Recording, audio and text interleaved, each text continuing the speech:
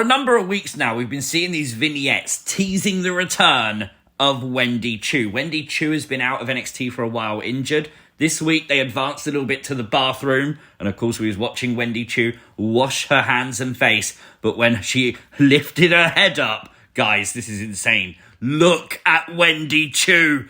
What the fuck? This is literally insane. The glass in the mirror would completely and utterly shatter to reveal the words, coming next week. So we know we don't have to wait long for Wendy Chu to arrive. Is this even Wendy Chu, or is this a brand new character from Wendy? Honestly, we've seen Wendy Chu play a dark gimmick before. If you didn't know, she once played Mei Ying in the faction of Tian Sha. Now, while this doesn't look anything like Mei Ying, this does look like an evil Wendy Chu. I don't know what they've got planned, but I am so in store for this. I want to see what they pull off next week. I'd love Wendy Chu to have a whole gimmick where she's very maniacal, very sinister, and her entire gimmick is putting her opponent to sleep. You know, she has a sleeping gimmick. What about putting the opponents to sleep forever?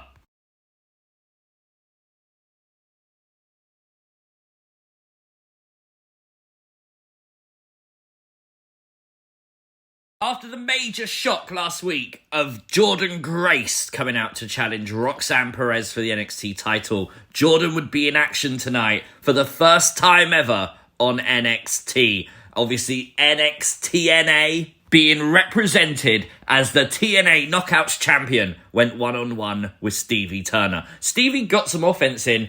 Quick match though. Jordynn Grace showing her dominance, showing her strength, picking up the big win tonight on NXT, crowd firmly behind her. Following the match, they would do the standoff with Roxanne and Jordynn Grace. Obviously ahead of Battleground this Sunday, things would turn physical, but Roxanne would escape the ring, holding and clutching on to her women's championship belt.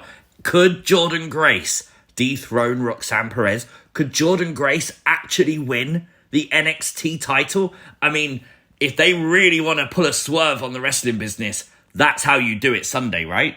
Interestingly, there was a moment backstage between Jordynn Grace and Tatum Paxley. Tatum was staring at the TNA Knockouts title, saying how much it meant to her. I'm assuming she's still referencing the NXT women's title, but you never know. Could Tatum challenge Jordynn for the TNA title? I think we saw Trick Williams get dumped on TV tonight as Lash Legend said she has to focus on the North American women's title, but it's okay because Trick's focused on Ethan Page, who throughout the night was making list of demands to general manager Ava for him to sign an NXT contract. Ethan Page would play off of the fact that in the draft, NXT lost a lot of their top stars, and now there's an Ethan Page-sized void in NXT. I really like that little detail. Obviously saying about taking it to the CW network, NXT's new home later this year. And there's no denying that Ethan Page has all the ability to put NXT on his shoulders and become one of the big faces of the show, for sure. Trick would come out and convince Ava to sign Ethan Page's contract. All the demands are met, and Ethan Page's first match will be Sunday at Battleground versus Trick Williams for the NXT title. That's pretty big. Shawn Spears seemed to be in recruit mode tonight after what he said last week about recruiting lost souls, talking to people like Javon Evans. It definitely didn't give the impression that they were ready to drink the Kool-Aid that Shawn Spears had served them, though. Josh Briggs, pretty much the same. He approached Shawn Spears, upset that Shawn Spears referred to him as a lost soul last week, and Shawn Spears' mind games definitely at work there. He actually said that Josh Briggs was not the person he was referencing, leaving us to question who is that person, with the running theory on social media being it could be Brooks Jensen. Of course, Josh Briggs' former tag team partner. It just makes sense. But this is cool, man. This is the kind of story that keeps you invested. And obviously you're going to watch something blossom with Shawn Spears and the rivals stack up against him. That's what you want in wrestling.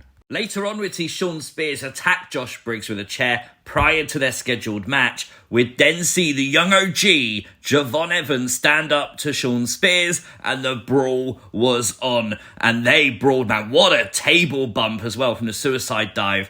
Really die-hard brawl, but things would get really bad as Shawn Spears cleared the announce table, taking out Vic Joseph's Candy. That poor Candy, goddammit! This brawl would really work hard, though, to put over Siobhan Evans. Okay, he's a high flyer, but not only that, he was dominant against Shawn Spears in this brawl.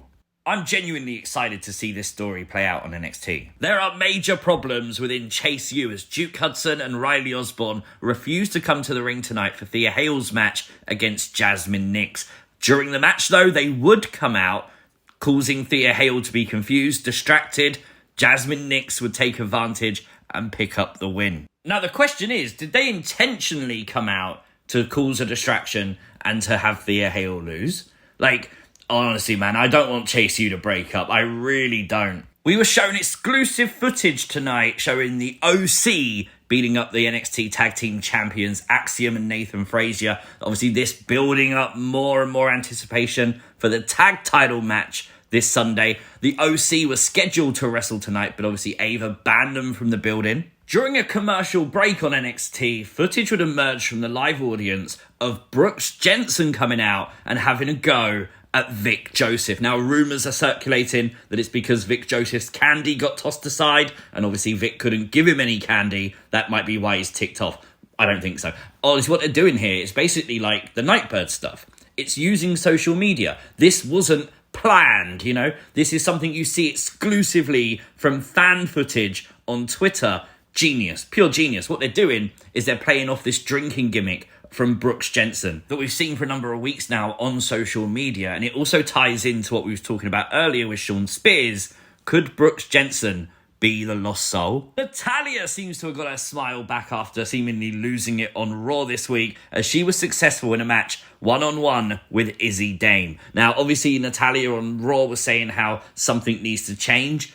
Is this the change? Is Natalya going to go to NXT permanently? Also worth noting, you see there, Carmen Petrovic injured at a live event this weekend. That really sucks. She's been pushed a lot lately on NXT, and I hope it's a very temporary injury. Hopefully she's back in the ring soon. Tony D'Angelo was successful in retaining the Heritage Cup tonight against Damon Kemp. You know how I feel about Heritage Cup matches. This one, though, was actually okay, so I'll give them their credit there. Charlie Dempsey, though, seems absolutely infatuated with Tony D'Angelo and the family, sort of looking in the mirror saying, "You talking to me?" And then obviously the words like capiche and telling Damon Kemp to bring it back to the family. Ever since this interaction between No Quarter Catch Crew and the family, we have seen Charlie Dempsey get more and more sort of drawn into the underworld, so to speak. We also got a video package earlier tonight for the NXT Underground match this Sunday at Battleground. This obviously will take place in the UFC Apex.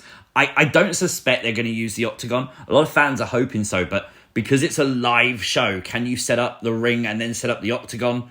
I mean, I'd love them to do it in the Octagon. It'd be such a unique thing to do, being at the UFC Apex, but I think it would just be a normal NXT Underground match. We had a Women's Championship Summit tonight as the women involved in the ladder match this Sunday for the North American Women's title would brawl. Kinda to be expected with this kind of stuff, isn't it? I mean, Booker T was in there hosting it. He stirred the pot, gave us a shucky ducky quack quack, and bailed Len and the baby faces stand tall. This would build, though, to a 6-woman tag match for the main event match that would see the winner of the Combine and the favourite for this Sunday, Sol Ruka, pick up the pinfall. Does that change your mind, maybe? JC Jane would make an appearance at the end of this match, showing off that protective mask. Obviously, JC Jane getting injured a number of weeks ago, but good to see her back. Always amazes me how much NXT legitimately fits into 2 hours. Very good show tonight for me. Very solid 8.5 out of 10. Let me know your thoughts in the comment section down below. If you are new to the channel, hit the subscribe button, like the video, share the video, turn on notifications. You'll never miss an upload, and I'll see you next time.